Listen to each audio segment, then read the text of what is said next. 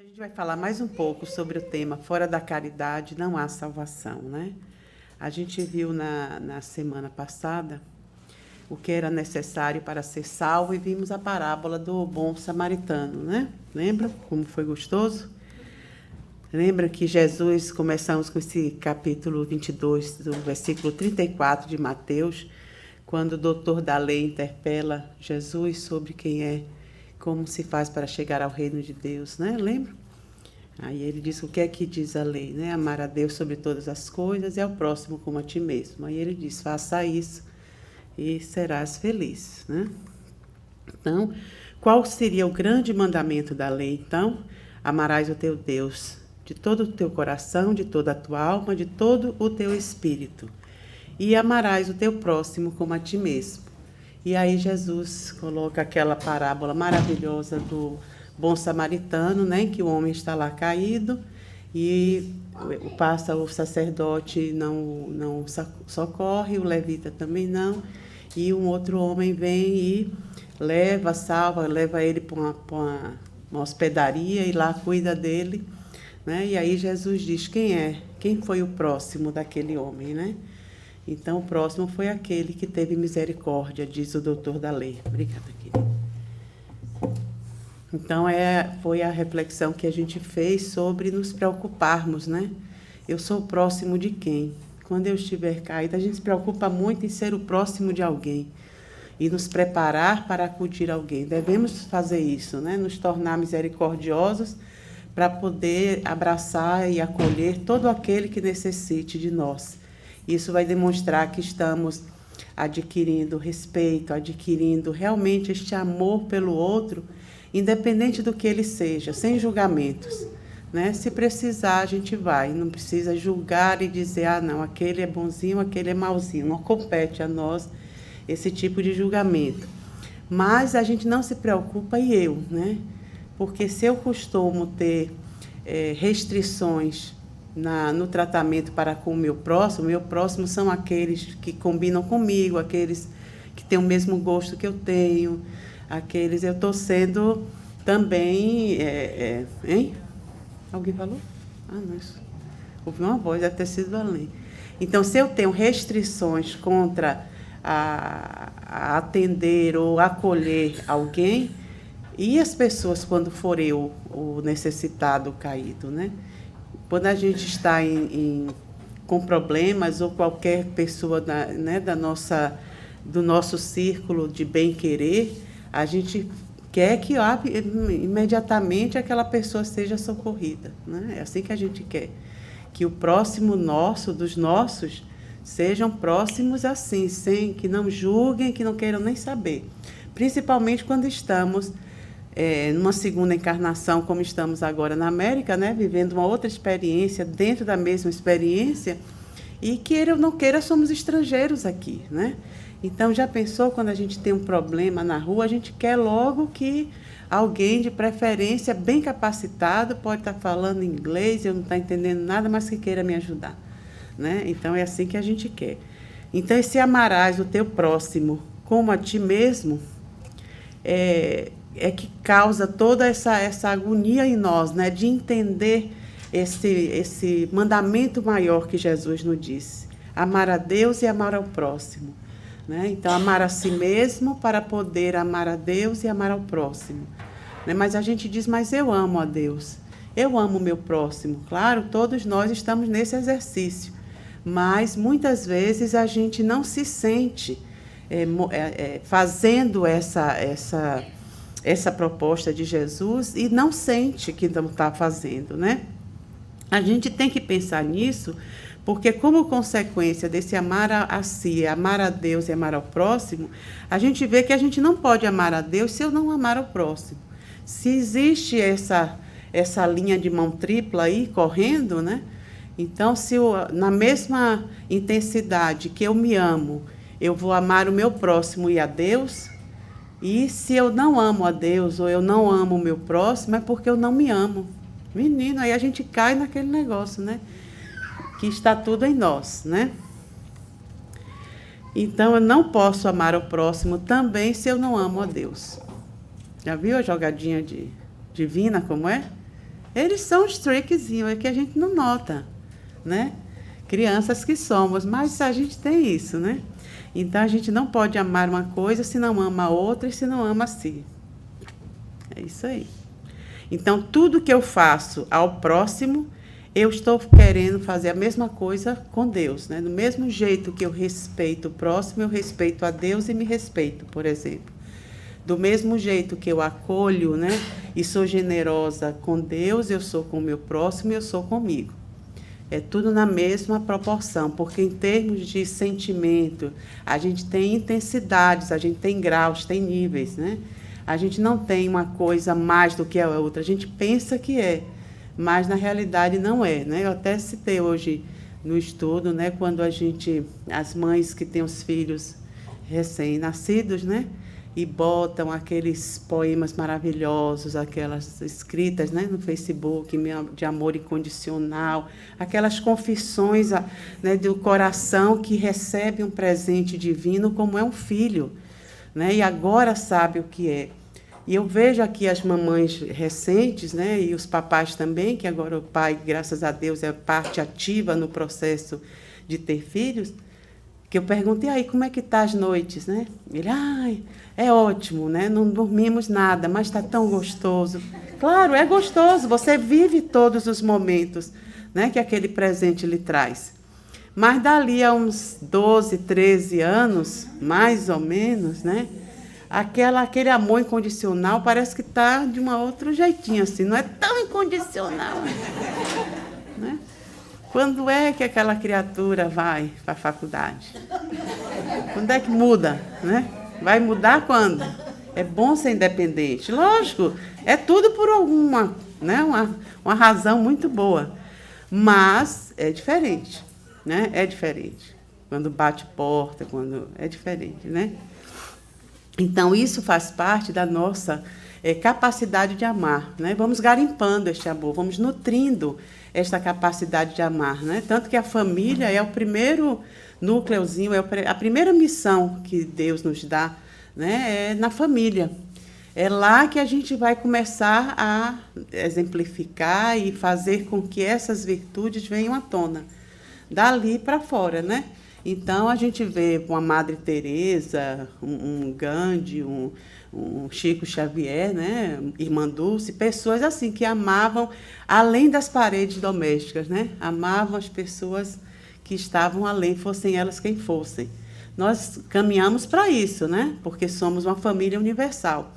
Todos nós somos irmãos, né? Embora às vezes a gente pense que temos irmãos inimigos, mas não temos, somos amigos. Temos irmãos chatos? Temos, né? Mas a gente tem que amar. Então, a gente vai com essa proposta, né, doméstica, ampliando durante as encarnações até que a gente possa abraçar uma comunidade maior. Então, ainda dentro disso, amar a Deus seria essa prática da caridade para com o próximo. Então, a gente vai vendo que amor e caridade são as mesmas palavras, são as mesmas atitudes, né? Uma pessoa caridosa é uma pessoa que coloca o amor em ação. Então, a caridade é isso. Não é mais só o amor sentido, é o amor na prática, né? Seria a caridade. Então, a gente vê, eu trouxe aqui para vocês, cadê? Por que a gente não consegue essa proposta, né? Kardec traz uma nota no Evangelho que ele diz assim, que amar ao próximo como a si mesmo e fazer os outros o que quereríamos que nos fizessem é a expressão mais completa da caridade, porque ela resume todos os deveres que a gente tem para com o próximo.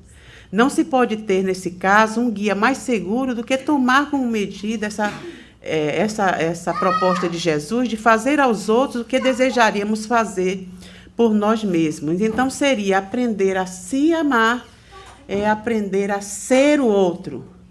Porque se eu tenho que amar o outro na mesma proporção que eu amo a mim, eu sou mais ou menos o que o outro é. O outro é o que eu sou, né? Então, como é que eu vou conceber uma coisa dessa? Isso tudo para a gente chegar a amar a Deus, imagine, né? Então, aprender a amar a si, aprender a ser o outro, a gente tem que aprender uma coisa fundamental na vida, que é ser empático, né?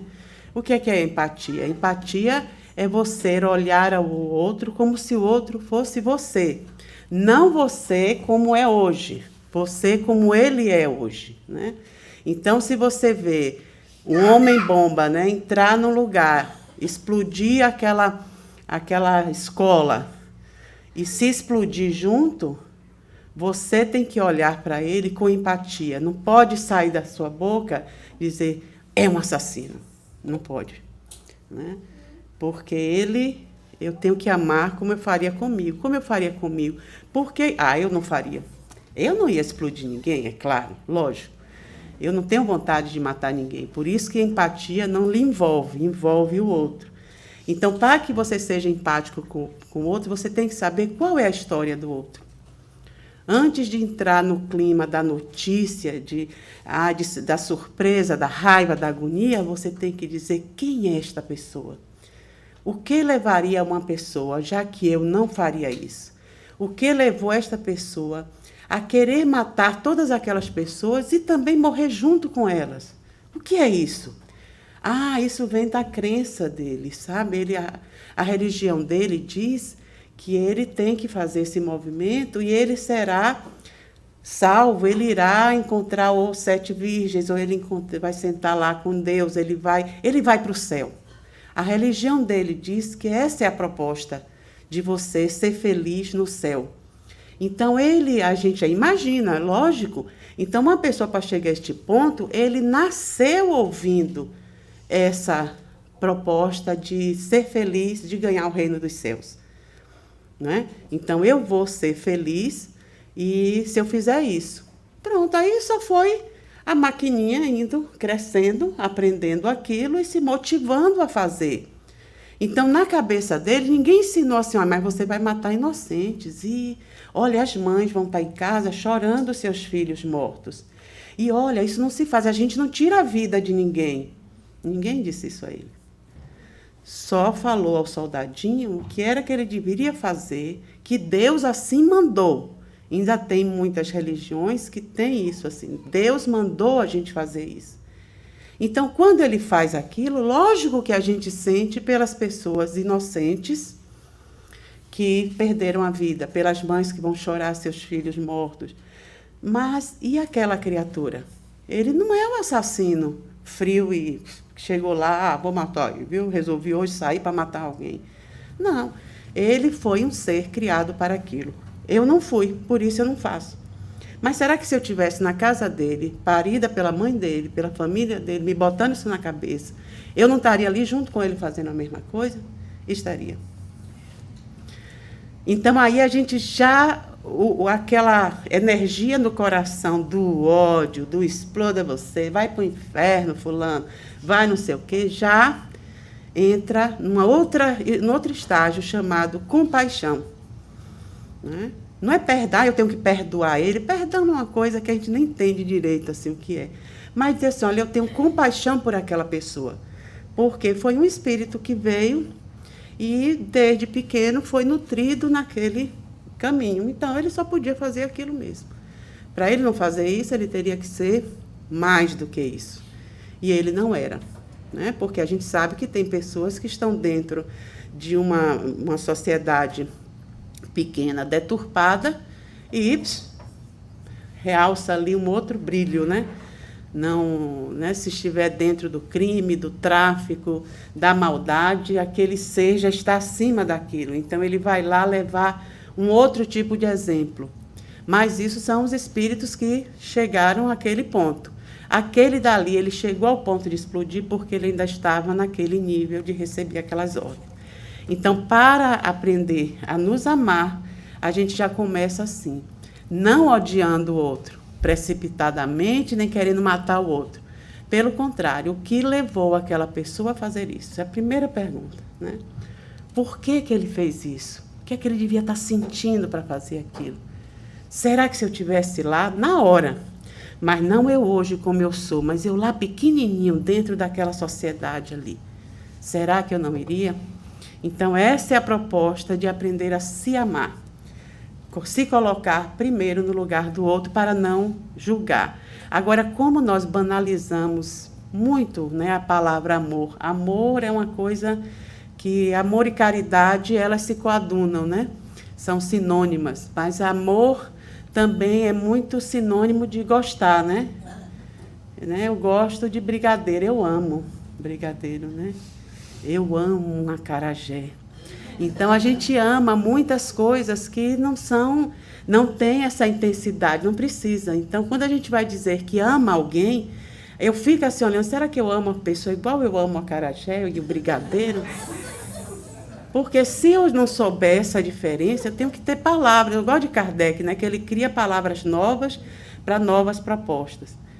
Então, sempre, lá na minha casa, eu acostumei que minha avó fazia isso, né? Toda vez que a gente dizia assim, eu amo qualquer coisa, ela dizia, não, a gente ama a Deus. Você gosta. Ela dizia assim, né? Então, eu não fiz isso comigo, né? Que eu passei a amar mesmo, que a gente é meio teimosa, mas eu falo isso com as minhas meninas e com os netos, né? Quando eu ouço falar assim, eu adoro aquela cor, eu adoro aquela bicicleta. Eu disse, não, adora. Você adora a Deus. Você gosta da bicicleta. Diga, eu gosto disso, né? Eu gosto muito. Mas se a gente não diferenciar as palavras perdem um pouco o sentido. Quando você vai usá-las para as pessoas, para as coisas devidas, elas perdem um pouco, né? Então, não vamos banalizar. Ninguém ama mais sapato, nem vestido, nem bolsa Michael Kors, nada disso, viu? Só goste, né? Primeiro, até a gente precisa espiritualmente perder um pouco da intensidade que damos ao bem-querer nas coisas materiais, porque senão elas se supervalorizam. E aí, quando a gente as perde, a gente sofre muito, né? Quando a gente chega no centro, agarra a bolsa Louis Vuitton assim, menina, que chega no meio da aula, assim, a bolsa chega, você nota, sabe quem tem olhos de ver espírito de bolsa? Você sente que a bichinha está meio assim, sufocada ali dentro, tá? Mas eu sinto que é para proteger. Muitas pessoas fazem isso para proteger, né? Que o outro tire ou que ela esqueça, né? Mas as coisas só são coisas, né? Uma das coisas que a gente também deve evitar fazer é comprar coisas que têm tecidos que não acabam. Não tem isso? Não tem uns tecidos assim que você lava, deslava, joga fora no chão, pisa, né? Porque normalmente eles vivem mais do que a gente. Esse é o grande problema. Nesse livro Palavras de Vida Eterna do Emmanuel, que a gente está estudando ele há uns 2 ou 3 anos aí no GO, tem um capítulo que ele fala sobre essa fala de Paulo aos Coríntios, que o amor tudo sofre, né? Mas aí Emmanuel diz que o noticiário terrestre, ele fala diariamente dos inúmeros crimes cometidos em nome do amor, né? O amor tudo sofre, o amor é sublime, o amor, né? E a gente vê hoje no Brasil quantos feminicídios, né? Porque a pessoa ama muito. Eu amo tanto, ela se separou de mim, eu não aguento ficar sem esse amor, que eu sinto também que é enorme, vou lá e mato ela. Anteontem, um ex-marido, ele pegou aquele líquido que queima, né? Ácido, e jogou no rosto da mulher, com a ajuda de outro amigo, porque ele amava tanto aquela ex-esposa e não admitia ficar sem ela, né? Ficou tão triste, que a tristeza levou a ele a matá-la assim. Então, são crimes que são perpetrados publicamente, né? Nós vemos isso todos os dias no Brasil. Suicídios sulcam de pranto e desolação a rota de lares esperançosos, né? Pessoas também desistem da vida por não se acharem incapazes de continuar passando alguma coisa que estão vivendo, que nada mais, nada é do que parte da sua experiência, né? Esse entendimento das experiências que a gente vive, a gente precisa cada vez ir colocando isso muito forte dentro de nós, porque aí a gente vai vendo que a vida é sofrida para todos. Não é uma coisa que você diz assim, é porque eu sou pobre. O outro diz, como é que eu sou rico? Tenho tanto dinheiro, mas não compro a minha saúde, não compro a vida do meu filho, que indevidamente, porque não o eduquei bem, pegou o carro e saiu aí numa velocidade tal que se matou. Então, a gente passa por problemas na vida como independente do nível e padrão socioeconômico que tenha, né? Então, furto, contenda, injúria, perversidade aparecem todos os dias, invocando a inspiração do sentimento sublime.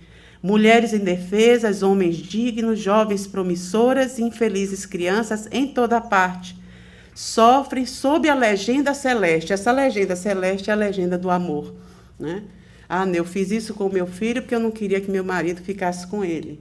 Olha, sabe, coisas que a gente faz com a vida nossa e das pessoas porque ama. Isso é impossível, isso é banalizar totalmente, é não entender nada sobre o que seria essa proposta de amor. Por isso que quando a gente lembra que lá atrás, João Evangelista, apóstolo de Jesus, quando foi definir Deus, que perguntou o que é Deus, ele disse, Deus é amor. Deus é amor. Imagine, se Deus é amor e viemos do útero divino, nós somos gotinhas de amor, como disse a Sandrinha. Não é? Já somos amor. Nós só não sabemos disso. Enquanto não sabemos, vamos tropeçando, não tem problema. Mas à medida que a gente vai sabendo, aí a gente vai se freando e respeitando o não saber das pessoas, né? Mas ficamos tristes, lógico. Mas aí, entretanto, só o egoísmo, diz Emmanuel, quando traduzido em apego da alma ao bem próprio, é que patrocina esses golpes de delinquência, os enganos da posse, os erros da impulsividade, os desacertos da pressa. Apenas o egoísmo é que vai gerar ciúme, despeito, vingança, discórdia, acusação e cegueira. Só o egoísmo. Eu acho isso ótimo. O que é o egoísmo? Apego da alma ao bem próprio. Eu sou apegada ao que eu sinto que é meu e que eu é que domino. Entendeu? Isso é o egoísmo. Então, tem que ser do meu jeito, né? Então, esse auto-amor doente é que vai gerar o egoísmo. Ainda auto-amor, porque o amor está em nós. Quando ele ainda não está bem, ele não fica bem, vira egoísmo.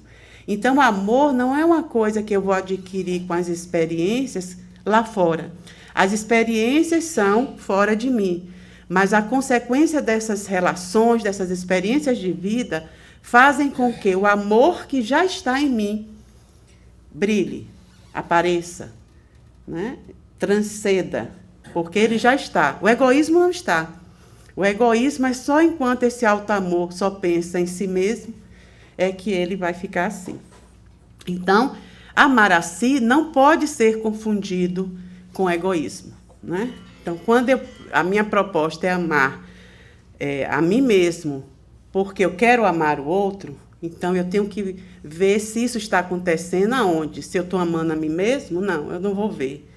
Eu ainda vou ver esse amor egoísta. Eu tenho que ver se eu estou amando o outro. Então, quando as coisas forem acontecendo, eu vou vendo. E como é que eu fiz com esse acontecimento, né? Pisei na bola, e aí? Fui lá e pedi desculpa? Como foi? Porque a gente não vai já fazer as coisas, né?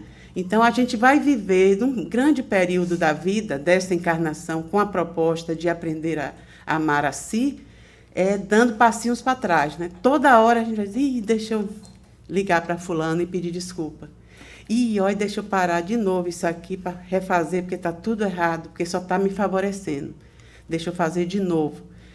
Então, a gente vai viver nesse exercício, né? Mas esse é o exercício de aprender a amar. E isso vão ser muitas vidas, né? Bom a gente saber para não ter pressa. Então, como é que eu vou começar esse exercício de amar a si? É trabalhar pelo nosso progresso moral e intelectual para melhor servirmos ao próximo e ao bem comum. Então, quanto mais eu aprendo, quanto mais eu progrido intelectualmente, eu melhoro moralmente. Se eu tive a oportunidade disso nesta vida, eu tenho que servir mais. Eu tenho que ter mais exercício com pessoas, né, em comunidades, trocando, para ver se realmente esse aprendizado, esse progresso, vai ficar em mim, ou se na outra vida eu já esqueci tudo, vou começar tudo do zero de novo, pisando na bola. Ou será que eu já vou aprender algumas coisas nesta encarnação e em outras, não importa onde eu vá nascer, eu vou me surpreender. É isso que a gente vê na Rocinha, no meio do tráfico e do crime, nascerem pintores, pianistas, cantores, atores, advogados, políticos, pessoas de bem que surgem de uma comunidade que você olha assim, o que sai dali não presta. Mas em todos os lugares a gente vai reencarnar para poder se surpreender, né? Então, as atitudes de amor ao próximo, quais são elas? Dispensar ao nosso irmão o mesmo tratamento que gostaríamos de receber. Difícil, né? Aquela pessoa chata, aquela pessoa difícil. Aí você vai ter paciência, porque assim, eu quero que tenham paciência comigo. Então, eu tenho que exercitar ter com as pessoas. Mas essa pessoa é demais. Ai, meu Deus. Aí chega a dar aquelas canhas, aquelas coisas, né? Com michão. Mas é o exercício. Ou então, eu sou preconceituoso. Ih, meu Deus, eu só gosto assim de quem é pretinho igual a mim. E agora? Eu estou num lugar aqui cuidando de uns idosos americanos, mas só tem aquelas branquelas, aquela azeda, né? Quem é preto bota um bocado de... Porque é preconceito, já tinha preconceito de si em outra vida. É terrível, a gente traz muita coisa. E aí você olha para aquelas pessoas e dá beijo nas bochechinhas brancas, que chega você se treme. E a recíproca é verdadeira, se for ao contrário também. Então, ou então, olha, é uma coisa mesmo que aqui, quando eu cheguei aqui, eu não gostava muito, era de trabalhar com idosos, que achava que os idosos iam morrer logo, né? E as crianças não, as crianças, a propensão é só vida, né? Mas graças a Deus, foi uma coisa que passou. E hoje, quando eu vejo no centro, assim, eu aqui ficando velhinha, e um bocado de velhinha aqui também. Já pensou se eu continuasse não querendo os velhos? Eu ia me jogar onde? Isso daqui a uns 50 anos, né? Mas veja, então a gente vai vendo que todos os impedimentos que a vida vai nos mostrando já é divino. Sabe a voz com que Deus fala aos homens? É essa assim, ó. Não gosto disso, é Deus dizendo. Vai lá. Isso aqui me irrita. Ai, fulano quando chega, ai, sabe? Isso eu não gosto de fazer, não tem coisa assim? Tem gente que chega aqui e diz assim, eu não suporto lidar com crianças. A gente abre logo ali as portas da evangelização e coloca a criatura. Porque é o lugar onde a gente precisa vencer, né? Desejar às pessoas tudo o que nós queremos para nós, a gente desejar para o outro. Que às vezes é uma coisa que o egoísmo não deixa. A gente quer tudo, né? Quer sucesso, quer dinheiro, quer o melhor marido, a melhor mulher, os melhores filhos, a saúde. Mas a gente nunca pensa, quando passa uma ambulância, fazendo aquele barulho infernal, o bombeiro, né, cortando os carros todos, de dizer, ai meu Deus, que vá em paz, que as pessoas que estão esperando esse socorro recebam. Se vê lá dentro da ambulância, se vê caída na estrada, porque aquele corpo de bombeiro que está passando com aquele caminhão zoadento, ele está indo socorrer alguém. E se fosse eu lá, né? E se fosse meu filho, minha mãe? A gente tem que se colocar assim. Porque senão a gente passa pela vida muito assim, só tem eu dentro do meu carro, dirigindo numa rua, e sair, não sei. Não sei porque devem estar me acompanhando, porque eu sou tão bacana e devo estar atraindo, entendeu? Eu sou espírita, então minha vibração deve estar atraindo essas pessoas como um séquito, né? A gente não vale nada, nós somos assim mesmo pequenos. Devemos nos regozijar, ficar felizes com as alegrias das pessoas, né? Quantas vezes a gente diz assim, que nem merecia o que tem. Agora aí, conseguiu o emprego que eu queria para fulano, entendeu? Ele não merece. Então, a gente ficar alegre pelas alegrias que os outros passam, né?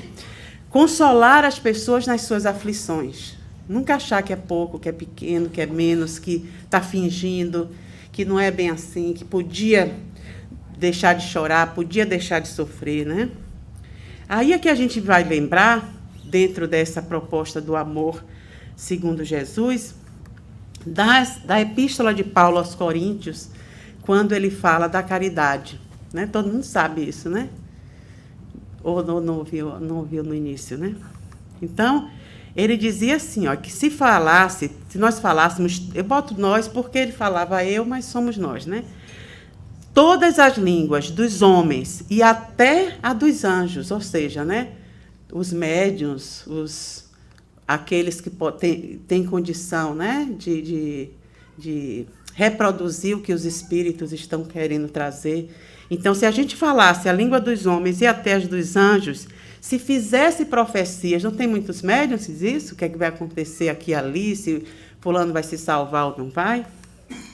Se penetrasse em todos os mistérios, soubesse de tudo. Imagine uma pessoa sábia ao ponto de saber de todos os mistérios. Se tivesse conhecimento de todas as ciências existentes. Tivesse a fé que transporta a montanha. Aquela fé que Jesus disse que nós temos, né? Mas se alguém que realmente tem essa fé de transportar a montanha, eu digo, de tirar da sua frente qualquer problema terrível que venha acontecer, que a pessoa tenha essa capacidade. Que distribuísse todos os bens aos pobres. Imagine alguém assim. Pegasse tudo, o homem mais rico, pega aquilo tudo e sai distribuindo para quem tem fome e sede.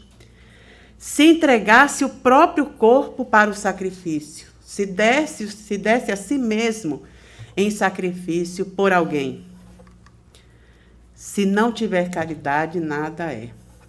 Nada adianta. Porque tem muita gente que se mata pelo outro, não esperando que vá morrer, mas para que a mídia saiba, para que as pessoas vejam que ele estava ali para salvar. Né? Não que ele quisesse fazer aquilo pelo outro. Ele queria aparecer, mas aí vai que dá uma rasteira e morre.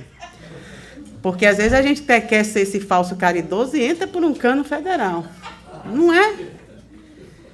Então, se distribuir todos os dinheiros que tem, sai por aí tirou a foto, botou lá no Facebook para o pessoal ver aqui dando, eu dando aqui a bola. Né? Porque a caridade é o amor em ação. Se eu não faço isso por amor, eu posso estar dando ouro em pó a alguém. Aquele ouro vai chegar lá, vai dar uma danação na vida da pessoa. Porque às vezes as pessoas dão as coisas com uma energia tão ruim que ela só realmente se transforma porque não importa a atitude, né? Mas se ali vai realmente há aquela necessidade, não tem problema, Deus vai lá e contemporiza a coisa. Né? Então, sem amor, nada seremos. Tudo é mais, não é falso, mas tudo é pouco. Né? Tudo não é aquilo que deveria ser e que vai ser. Então, o que é ser caridoso? É ser paciente. Já somos bastante assim, dentro do possível. Dentro do possível, a gente diz assim, né? É brando, ser brando e benfazejo, né? Ser manso e pacífico. Né? Seria o manso e o pacífico. É não ser invejoso nem desdenhoso. Né? Não querer nada que seja de ninguém, mesmo que às vezes a gente diz que não quer, mas fica com a raiva porque o outro tem um carro mais bonito, porque a mulher fez uma plástica que eu não fiz, botou a cor do cabelo que eu não tenho. Isso é inveja. É aquela inveja branca que a gente diz, né? É qual? É inveja espírita? Pois essa também é inveja. E é invejona das grossas. Né? Então, uma das ideias é essa. Vamos passar a maior parte do tempo não desejando nada que não nos pertença. Nada. Nada que seja do outro. Né? Então, quando a gente exercita isso, é muito bom, porque é uma das sacolas de pedra que a gente vai largando no caminho, né? É não ser orgulhoso. Também não somos, né? Isso ficou para o passado, essa coisa, né? Porque quando a gente está muito autossuficiente, né, muito cheio de si, a gente já sabe, fica vazio de Deus. É porque a alma está vazia, está oca, e a gente está, se achando, né? Não ser temerário e nem ser precipitado. Né? Que às vezes a gente avança nas coisas que quer fazer e às vezes atropela quem está no caminho. Né? E quando a gente se precipita, a gente termina às vezes errando. Pulei aqui. Rejubilando, estar feliz com a verdade, seja ela qual for, mas que seja a verdade, né? Suportar tudo, crer, esperando e sofrendo.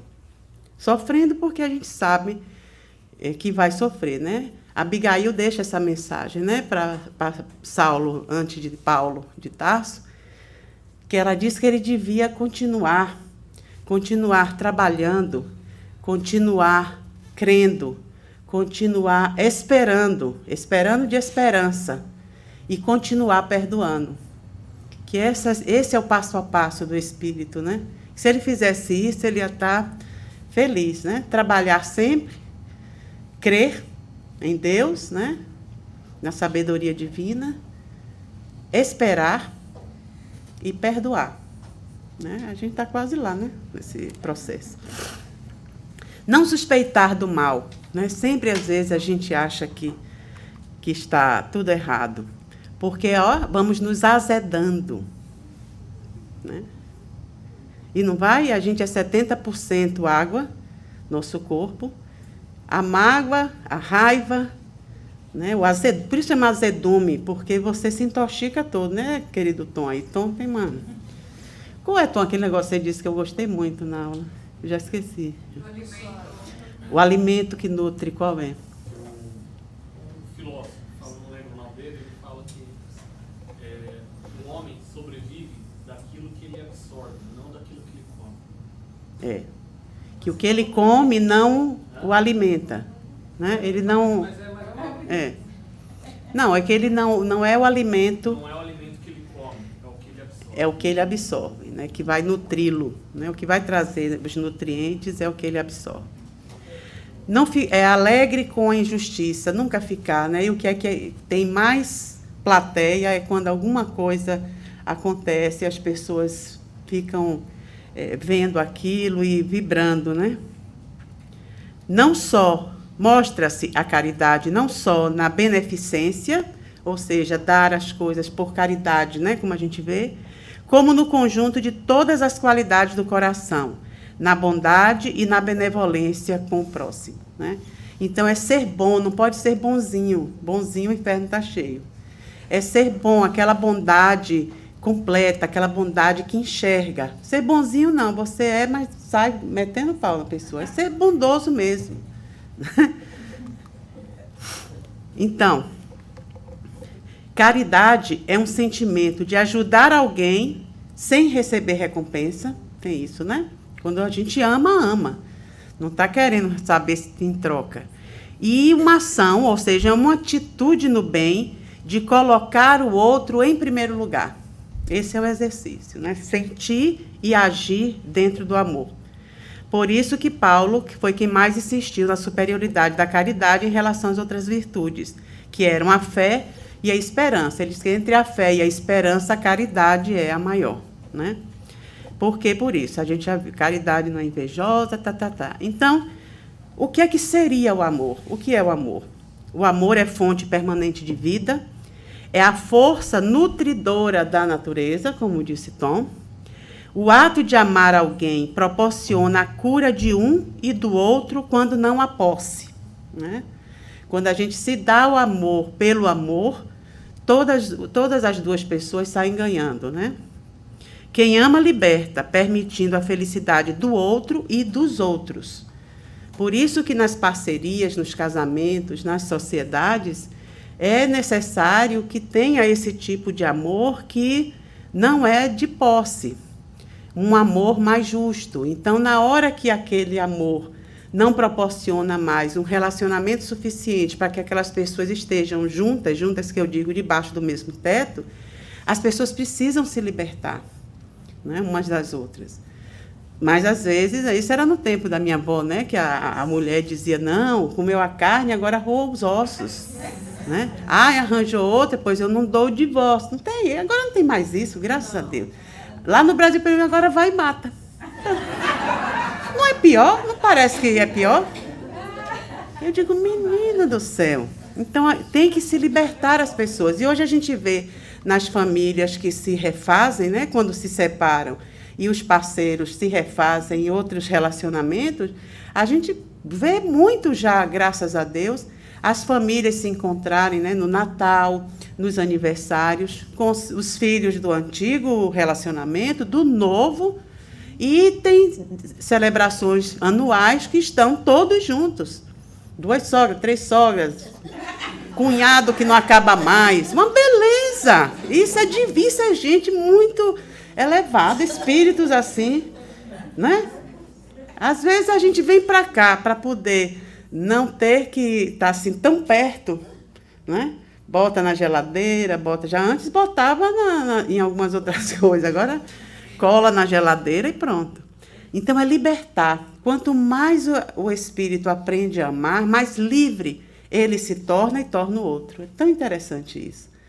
Então, os espíritos elevados no mundo espiritual, quando eles combinam a vinda ao mundo físico para realizar algum trabalho, eles têm a proposta de virem juntos porque eles são casados.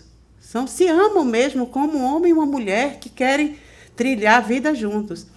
Mas eles voltam separados dos seus parceiros, vivendo relacionamentos diferentes para poder dar ajuda àquele outro espírito.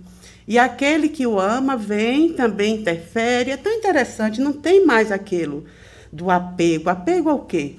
A um corpício, que já foi? Uns estão carecas, outros estão, né? Perdeu. Mas você vê casais com 80 anos, juntos, ficam doentes, vão os dois para o hospital, um amparar o outro de mãozinha dada, e às vezes um desencarna e o outro logo depois vai também, né? Porque não vê mais sentido, é como o gásinho acabou. E ama o quê? Ama o quê que ele vê ali? A pelinha enrugada, ama a alma daquela criatura, é a alma. Né? Então a gente aprende a enxergar a alma é que tem valor.